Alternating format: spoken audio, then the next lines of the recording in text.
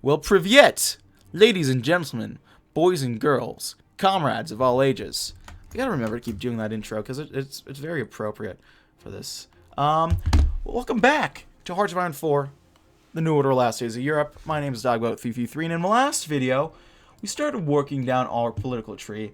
We had to kill Suslov, which makes me wonder why I bothered saving him in the first place, but you know, what are you gonna do?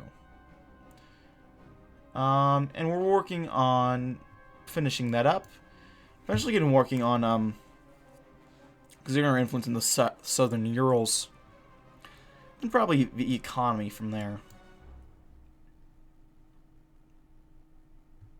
Yeah. So we have a new event. A principled response to the crypto-orthodox.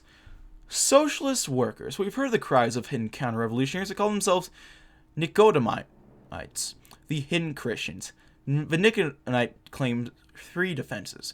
First, the Orthodox Church must be preserved to keep Russia blessed by God. Second, that the Church contains many within its walls that are innocent.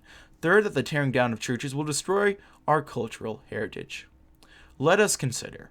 To the first, we respond that the so-called preservation of Russia's church led to its near defeat in the Great War. It has done nothing since the release of the serfs.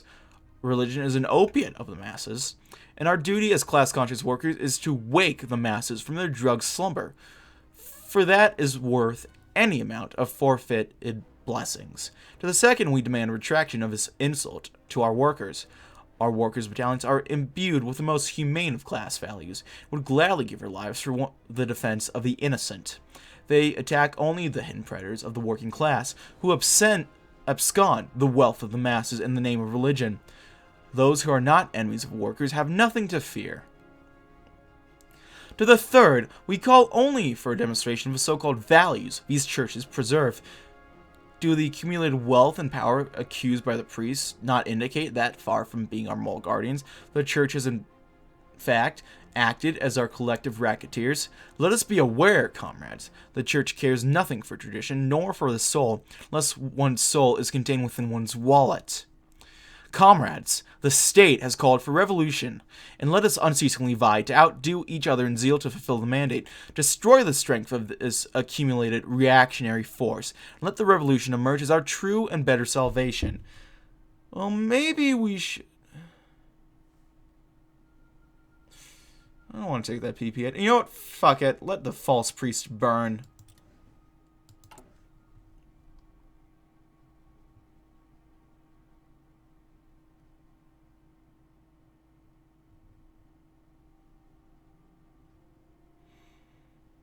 What do we want to invest in next? Industrial expertise, why not?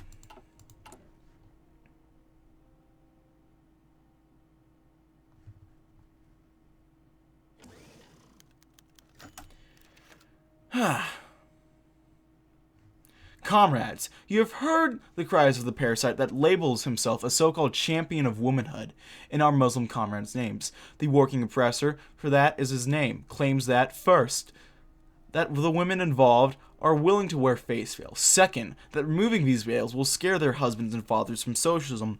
Third, that socialism is not incompatible with the wearing of veils. Consider the following. To the first, we have only scorn for the fools and dullards who believe these women are not coerced. The reactionary apparatus hypnotizes innocent women into self-victimhood. That is precisely why they struggle with us when we rip the illusions from their faces. Let us ceaselessly destroy their illusions. When they come to their senses, they will thank us. To the second, we are utterly contemptuous of the idea that these so-called swinging socialists would ever be pure enough for the revolution in the first place. Our creed calls for the self-criticism of every aspect of their reactionary lives, and yet is the removal of some senseless veils that destroys the fabric of their communities. Only their extirpation and assimilation into the enlightened proletariat will suffice for an answer. To the third, we answer with only disgust. If you have not understood that socialism demands the total extinction of reactionary traditions, you have understood nothing about socialism at all. For these senseless fools, it is worse to work with than to fight, for they will actually undermine your cause, resist them, and drag them to their senses. No matter if the government disagrees with us, the immoral science of The immortal science of Marxism shows us the way. I'm gonna sneeze. Yep. There we go. The revolution alone is right. Damn, we're going all in. We're going after the Christians, the Muslims. Please tell me we're not going after the Jews next, because they've been through enough. They really have been. Focusing on the poor North. The poor of the North. Industry. Let's check engineering. Is there anything we can do there? Not quite yet. Artillery.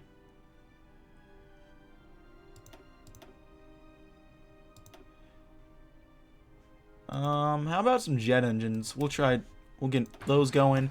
Get some better planes for our Air Force.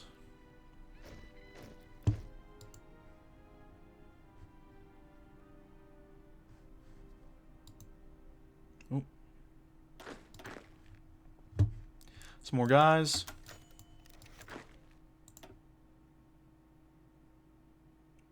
Ooh, okay.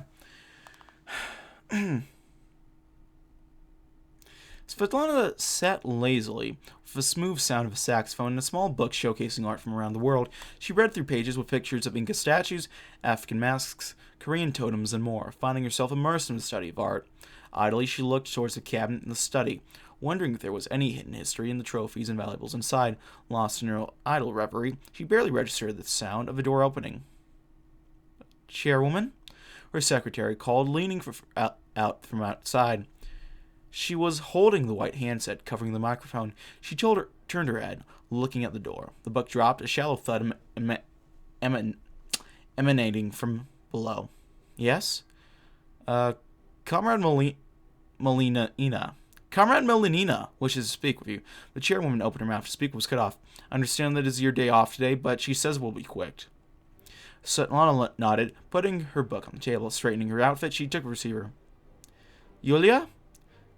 This may seem a bit sudden, but with all your work on women's liberation, have you ever given any right to legalizing homosexuality?" Svetlana blinked. She'd always just ignored the concerns of homosexuals, but maybe it was for the best if she finally took up the cause. "Sveta, are you still there?" Yes, I'm still here." She processed the question once more before giving her answer to Yulia's question. "I don't see why we shouldn't." So that's what, a 15 stab hit? That's why we couldn't spare Suslov, because we needed to help the gay people. There we go. Alexei saw all manners of characters in his job as a traffic policeman. Bureaucrats, artists, he'd even seen the chairwoman herself cross the street, one blow into his whistle and a slight motion of his hand, and all the people from a world it seemed like to walk across the crosswalk. From far he made insights into the people's lives. Most would call it slander.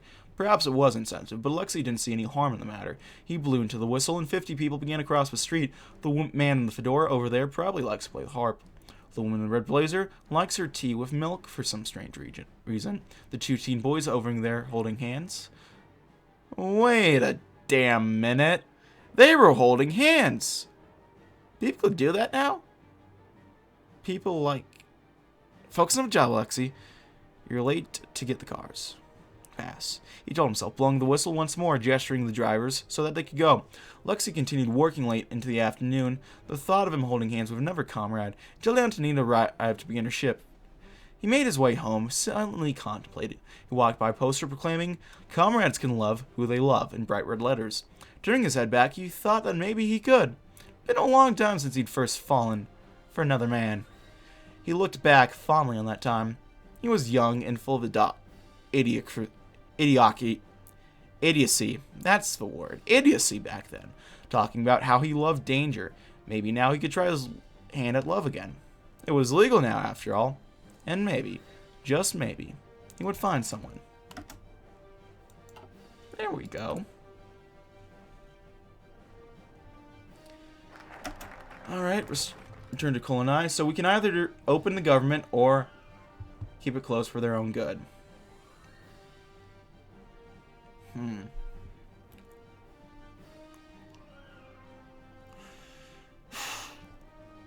I guess that's a question. I'm gonna have to figure out.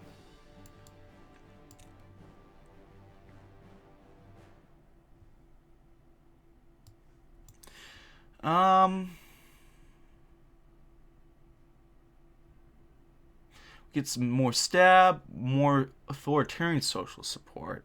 But what you get the event, what you don't know can't hurt you.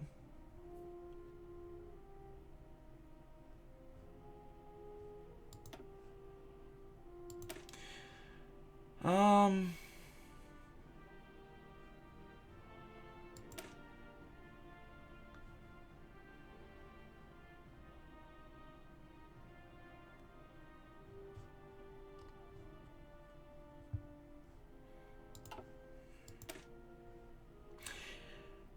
a free society is important, but the government cannot always be liberal for its record keeping. If the security of a state is compromised, even for ostensibly pure reasons, then we will all be in danger. As such, we cannot make government records public. This is especially true for information pertaining to state security. It may not be popular, but the people understand that's for their own good. In order to ensure a truly free society, the government must be transparent and open up to the people. In order to raise the people's confidence in our state apparatus, we shall open certain archives for public viewing, pass an order to classify certain documents after a statute of limitation is passed. Security apparatus is important, and some things must remain buried. To be open and honest about the people's government is a paramount task. I guess I'll do this one. I know reading both out loud.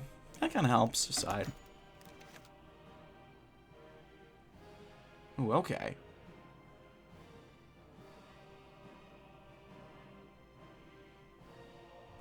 Occasionally when Mariana had the time and her overseer wasn't looking, she'd slip away to a place she knew. The industrial footlights shone on almost everything, but they hid certain alleyways with their bulk just as easily. There she would read, page after page, the works that kept her alive. Her parents had died young. All she'd known as she grew to adulthood was this: fluorescent lights, endless queues of machinery, and the quiet sorrow of being alive. But Kolonai's words kept her going. There was a fire in them, an inexpressible celebration that let Mariana know who she really was. In her words, for the first time in what had been an otherwise utterly unnoticed life, she felt heard. When her supervisor ignored her pleas for paid overtime, when her colleagues snickered at her slow pace and tentative moves, when she was tired, abandoned, and so alone it hurt. She would run to her hiding place, flip to the page, so will browse. It was fastened to the spine by sheer willpower, and read the words, "Certainly not the woman worker. She is her own savior. Her future is in her own hands." She would read it over and over and over again. Occasionally tears would slip out and dry on the smooth, weathered paper, like little blossoms. Then she would return to her workplace, her pain seemingly cast aside. When the Soviet representative came to the factory, she was ready. Scarcely had the words Marxist feminism flowed from the representative's mouth when she rose to speak, talking almost too fast for comprehension. She spoke of the need of her fellow workers to fight alongside her, not undercut her position, and as she spoke, she almost wept with the relief. In the silence that followed, she packed her things with trembling hands and left the factory. For the first time in years, she knew what she had to do. She began walking, not quite sure where she would go, but she was certain she was heading for a better place.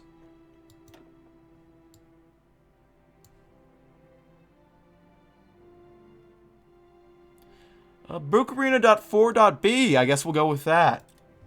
There we go. Promoted gender equality.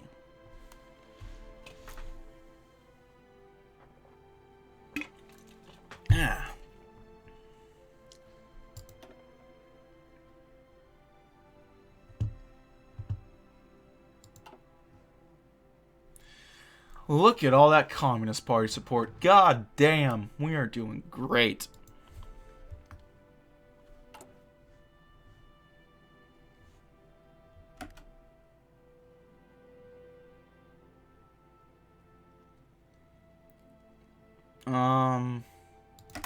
Allocate education funding.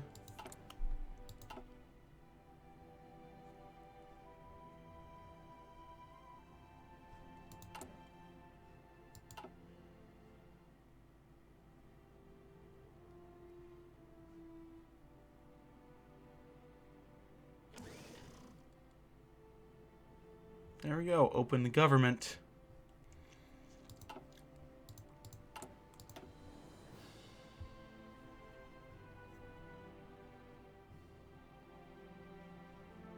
And we'll do the March to Utopia. With our Republic's new government united and strong, we can begin the march towards the utopia of the future. We will create a society of total social equality, justice for all, and unity among the working peoples of the world, where communism has been finally achieved once and for all. The workers of our republic will control their destinies. Our scientists will design a new future for humanity. Our farmers and agronomists will feed a hungry world, and our brave soldiers will defend the people's revolution, come what may. What began in the salons of Switzerland and the backrooms of Syktyvkar will reach the hearts and minds of all humanity. Utopia is on the horizon, and we will reach it.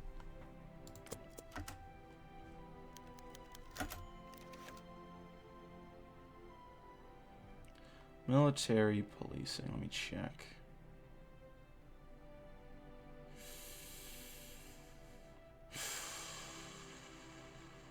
Where is that?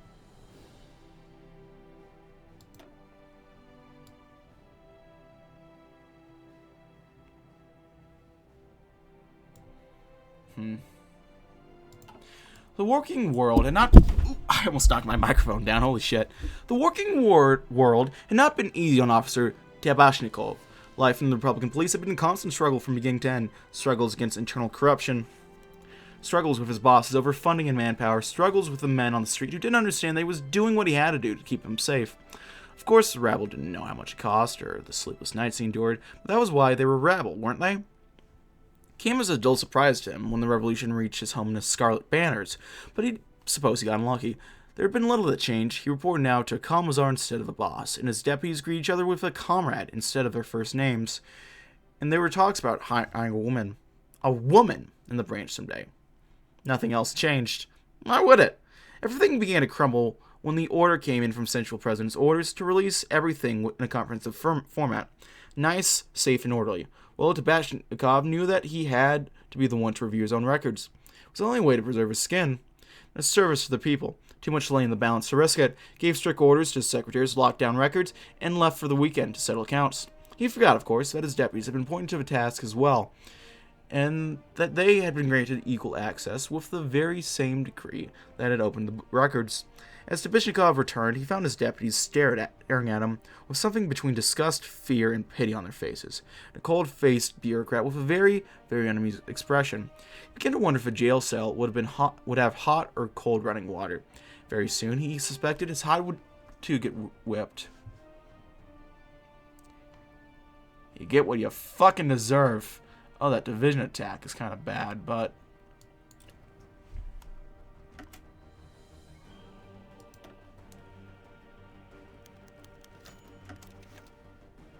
Okay, Black Market.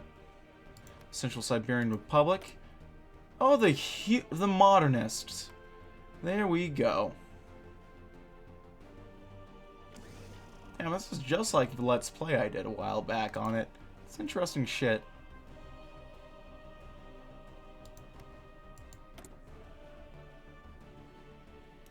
Got the Legacy of the King's Coup.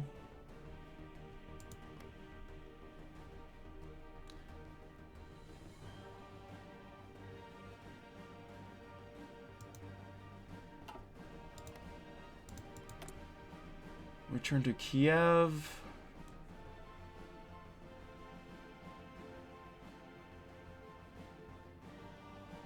A merciful Wehrmacht. Interesting.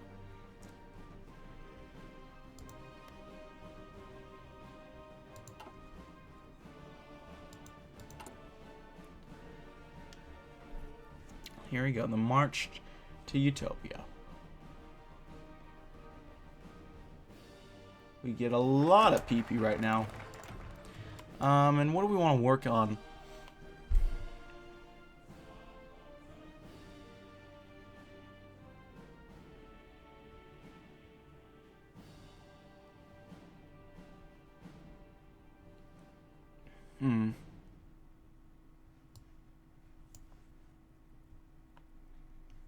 Let's get working a bit on the army, just so we can get our professionalism up. Our Red Army is still in a relatively new institution, forming the chaos following the coup that brought socialist rule to Komi. The current military force is only intended to be just good enough to carry out offensive operations without collapsing in on itself due to lack of organization. Fortunately, good enough simply won't cut it. The enemies of socialism have grown in strength all around us and already pose a greater threat than any foe faced during the Reunification Wars. To better prepare ourselves for the inevitable wars of the future, the Red Army must be restored to its former glory. Professional fighting force that resembles the very same army that once stood on the front lines against fascist tyranny many years ago. Let's go ahead and exert some stuff in the Urals.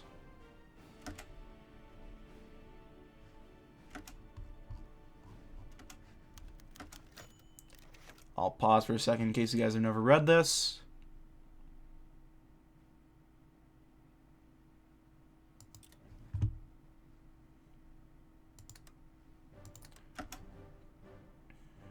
We'll invest in both a little bit, but we'll focus for now on. Actually, I didn't mean to decrease.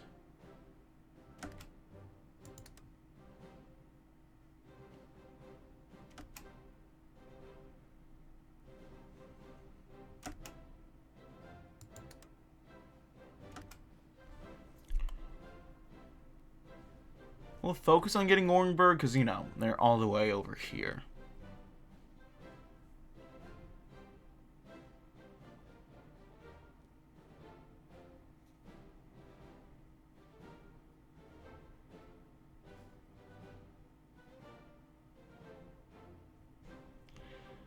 And for now, we'll move on. I won't worry about that too much.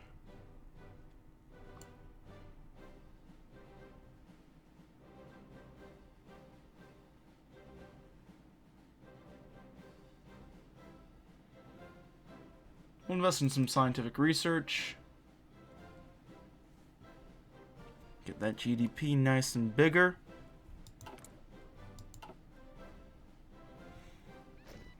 I sometimes wonder if it's actually doing much to increase in size.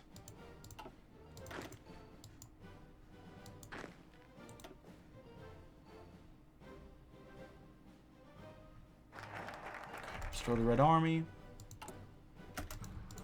We'll go down the lessons from the Unification War. West Russia is united under the Red Banner once more, but the road to get to this point was bloody indeed. The wars to bring the region under control saw some of the bloodiest fighting since the Second Patriotic War. Despite the Red Army's victory, the constant warfare exposed some serious flaws that will need to be addressed before we continue the reunification. Each warlord the Red Army has crushed used different strategies and organized their forces in a unique fashion. We'll take into account all the forces we encountered, so we can incorporate their strengths into our own force while avoiding their weaknesses.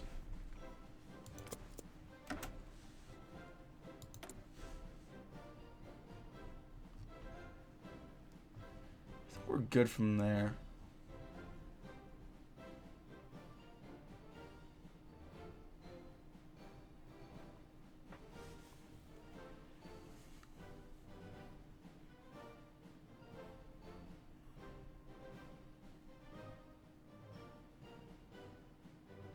Discredit our opponent in the Euro League, just kind of slow them down a bit.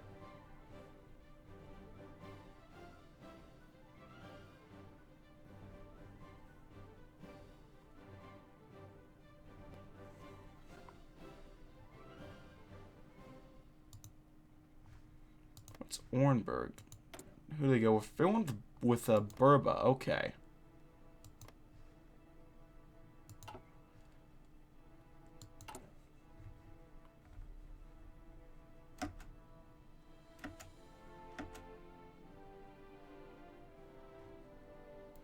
Okay, we can increase our relations with them, which we'll go and do.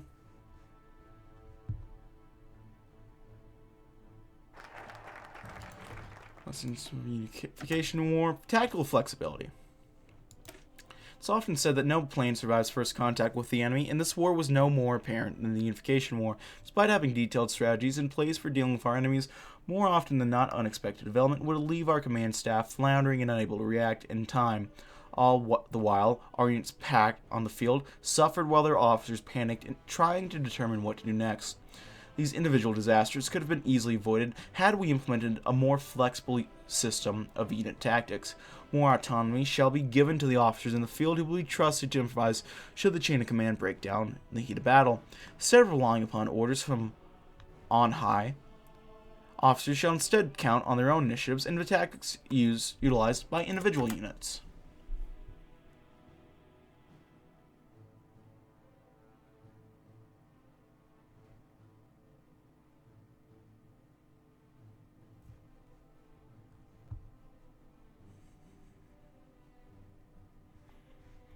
Here we go again.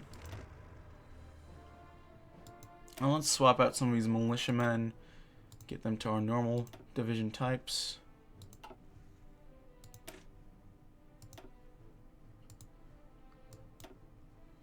We need more anti-tank stuff, it seems.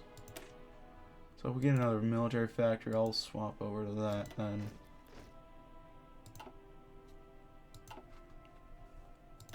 But so far, so good.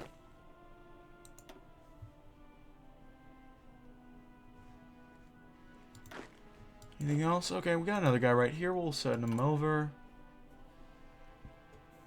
Tactical flexibility. Why are they doing so well in Orenburg?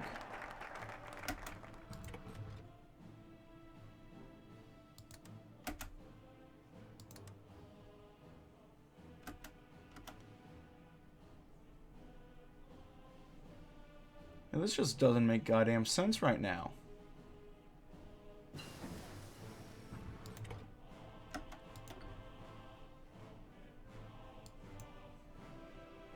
An economy of the people. The fall of the USSR during the First Patriarchal War was, among other things, caused by flaws in its economic system. While our predecessors surely tried their best in organizing a social economy, in the end they failed due to both technological and ideological limitations. If we are to rebuild Russia, we need to create a functional economy where the citizens receive from the state what he or she needs and gives in return his loyalty and his work. With such reforms, we'll be one step ahead of our competitors, create a country both powerful and fair.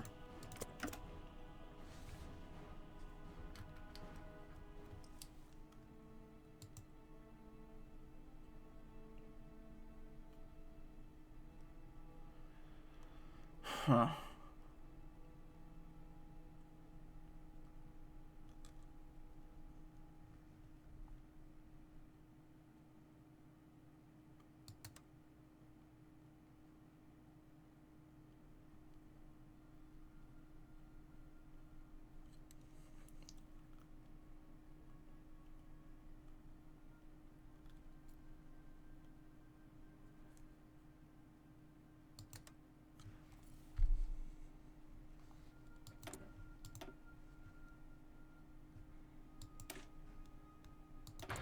Just keep doing that. I don't know what else to do.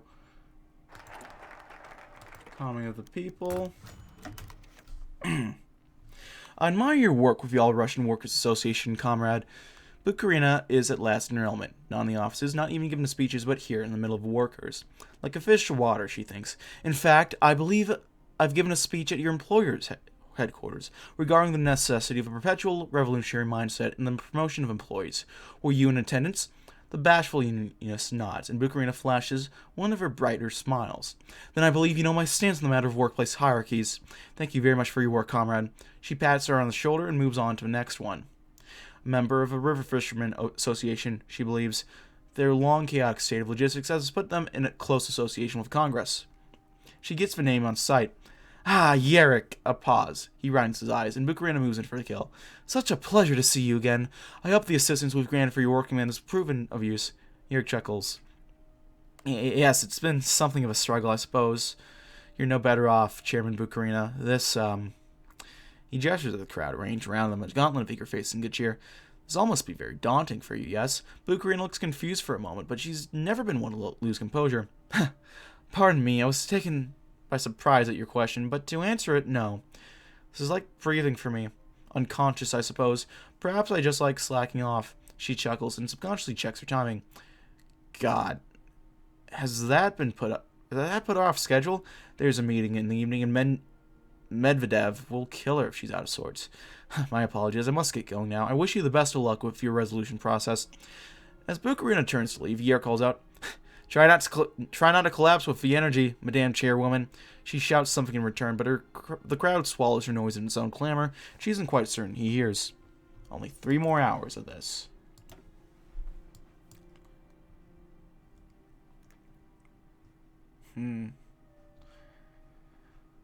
Let's go ahead and work on the Soviet education system.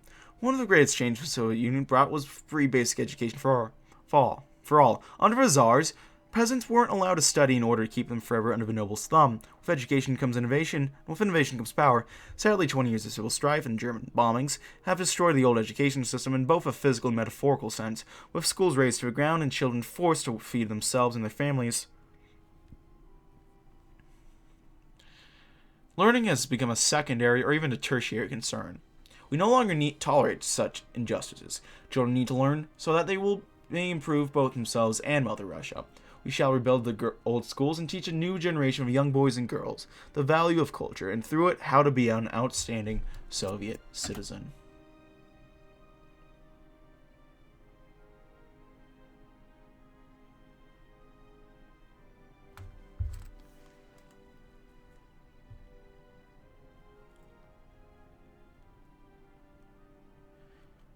We could launch a military intervention.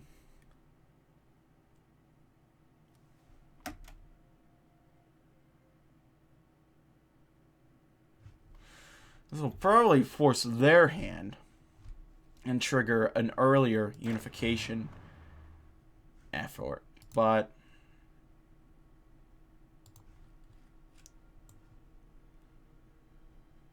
I'm down to do something earlier for once, actually. So let's mix it up. Last time we did peaceful. This time we're not going to be so patient, I guess.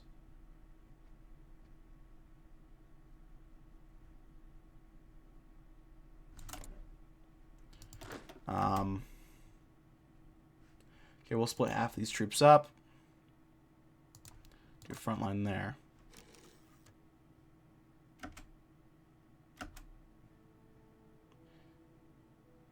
Offensive line, half of you guys will go into there. The other half of you guys will attack into here.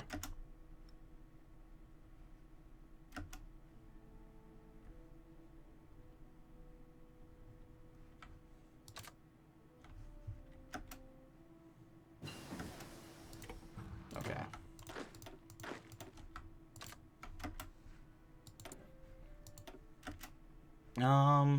Yeah, here we go.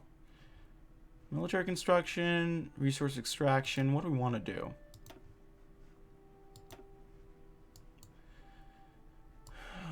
Maybe improve our IFVs or our tanks. Improve our tanks.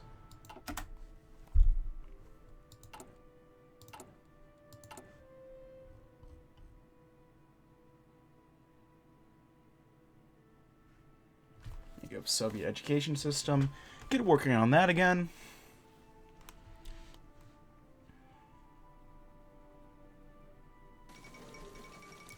Name lost for history books. I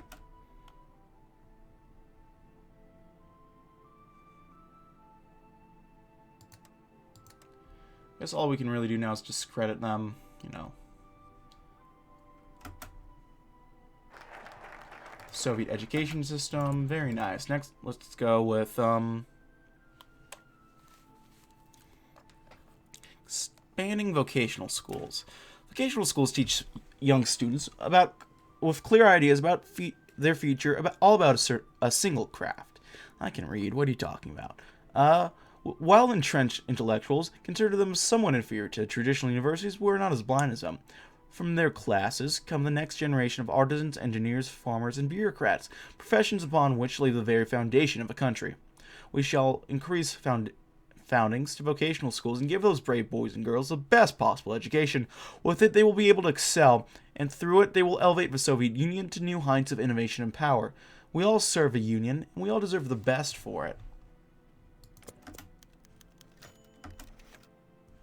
A knock on the door in the waning hours of the afternoon during the preparations for dinner was not what Vasily expected.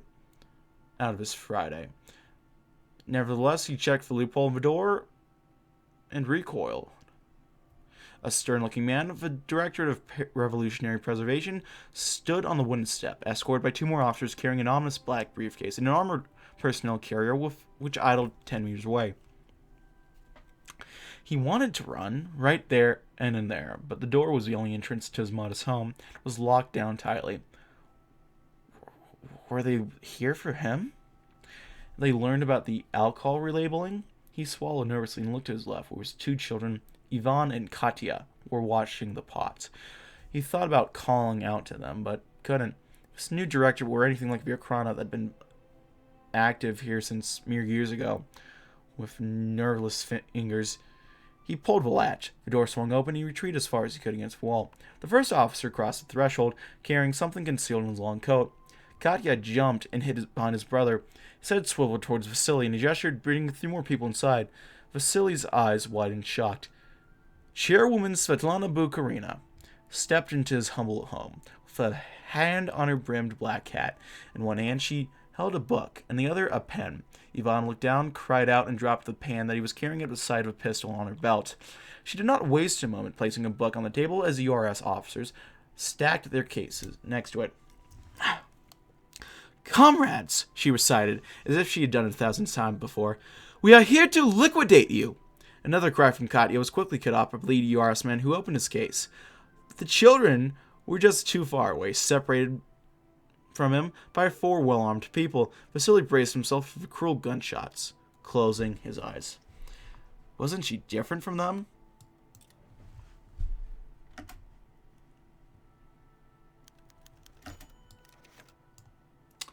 Nothing happened for what felt like an eternity. He hesitantly opened his eyes, expecting the worst. Instead of his own gun, the URS officers, who had knocked on the door, was now holding another book out in his hand, offering it to him. The other officers and the chairwoman stood next to the table, reaching the black cases. At a glance, he noticed that the pistols were gone, replaced by books and writing utensils. He took the book from the officer gingerly before trying to flatten himself against the wall even more. It was useless to him, but perhaps obeying could get him out unharassed, without the unexpected quartet looking under the floorboards. Bukharina placed her book on the table, smiling to the children before speaking. "I apologize for the unexpected visit, comrades," she began before presenting a piece of paper with some illegible text to it. "This village has been marked as the next stop for liquidation of rural illiteracy. Has the council informed you of your local liquidation point?" The children tentatively inched toward the door. Vasily blinked once, uncomprehending. Did that mean this was all an overly threatening entrance for what he understood as a political reading group? The seeds of a chuckle escaped his mouth, to be strangled by a moment of anxiety. Sensing that compliance was the only way out, he let himself begin to form warmth. No, comrade chairwoman, he said. Bukharina nodded silently. "Your locality is assembled a center in the back room of the town hall. My sincere apologies for lack of notification. I am honored to welcome you to attend in person." As they began to pass out books to the children, all Vasily could do was nod politely and take one himself. He could not understand the cover. Hopefully, he thought, keeping with the program of clients, that would change. Perhaps we'll remember this fondly later. That's a hell of a fucking way to introduce things for, powers, workers, organizations. Heck yeah. Sure. Let's do all that. Let's cut down the arms trading. How long do we have? 53 days. Until we go to war.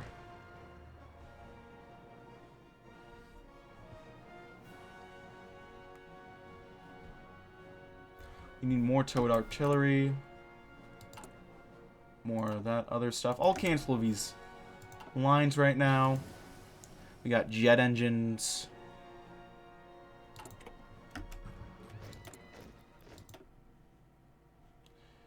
Fighters. There you go. Better industrial equipment. Beautiful. Moving on. Oh, a decrease in poverty, too. Goddamn. 2 for 1. And moving on up to the end.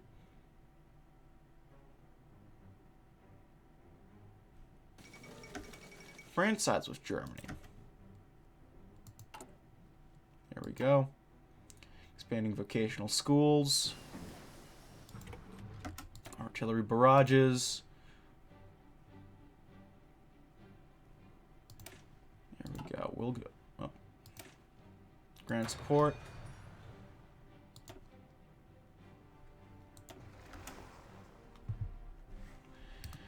We'll go ahead and get some more air wings sent about.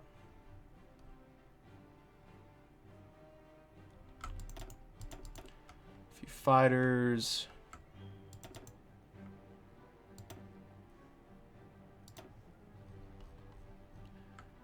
A few strat, actually all of strat bombers.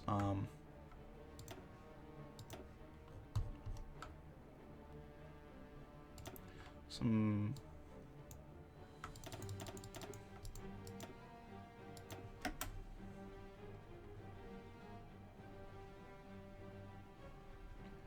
what else? I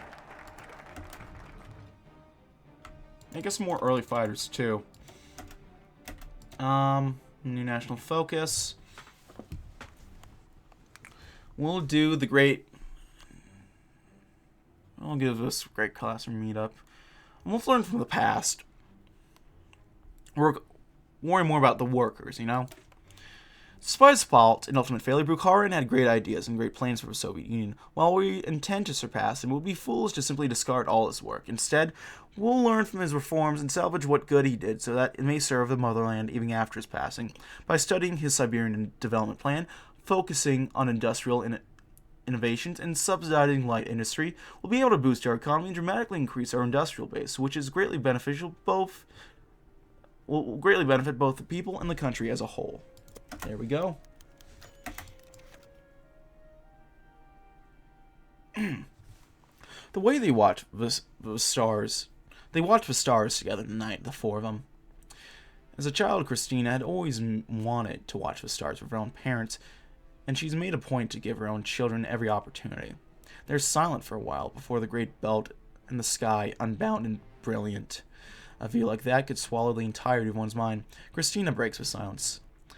I didn't hear about your school today, Sasha. He's off to technical school these days, although she isn't quite sure what that means. What are you learning these days? Are they going through history again? Sasha shakes his head, reluctant. Perhaps it's teenage bravado or rebelliousness. Christina hardly minds, but she'd like a straight answer. She nudges Dmitri, who rouses himself from his slumber. Yes, Sasha, are you doing well in history these days? Response to her mild friend, Dmitri only shrugs. Father can only do so much. I'm not taking history this semester. We're doing machine work. Parents' eyebrows rise in unison. Machine work? So far out on the far land? Has the Republic finally gone mad? That's nice to hear, Sasha. What are they making you do? His initial answer is drowned out a little by Timothy's burbling, and Sasha fusses over the child as he continues. We do. It's hard to describe. Pressers, I guess? They press metal into sheets. We do work in a central lathe, that's what it's called. We drill the holes, cut the metal into shapes. They'll fit in everything from tractors to planes. That's what teacher says. Dmitri nods. That's good, son. If you can work one of those machines, maybe it'll help us prepare the combines we use someday. Then you can use that as an excuse to be sweet on that Kalinka girl from across the street, yes? Sasha scowls and makes to throw a reed of grass at him. The family shares a chuckle. They are under the light of distant wonder stars. I hope Sasha makes it big one day.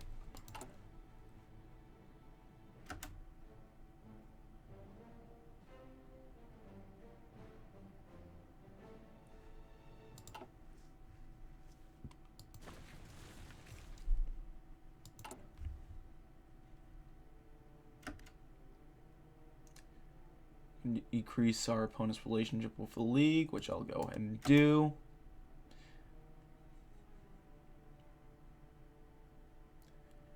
Just to fuck with them at this point.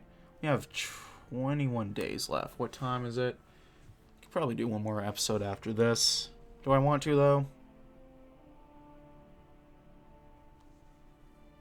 Kinda. Well, we'll see.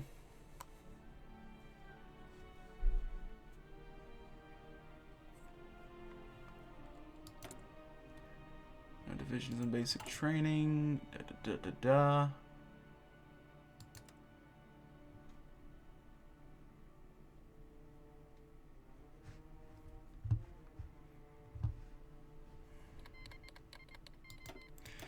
Yeah, there goes Caucasian at war.